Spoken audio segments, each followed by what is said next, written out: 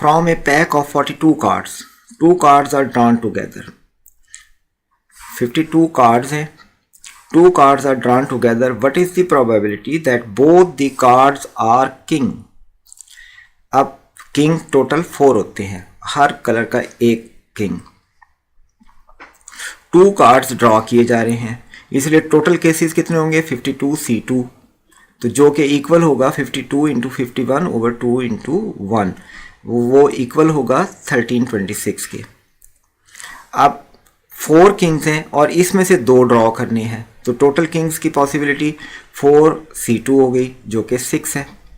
तो इसलिए हम इसकी प्रोबेबिलिटी लेंगे फेवरेबल इवेंट्स 6 किंग के केस में, और टोटल केस यानी कि टोटल इवेंट्स जो बनते हैं वो 1326. इसको जब हम सॉल्व करते हैं तो आंसर आता है 1/221, जो कि दिया गया है ऑप्शन सी में.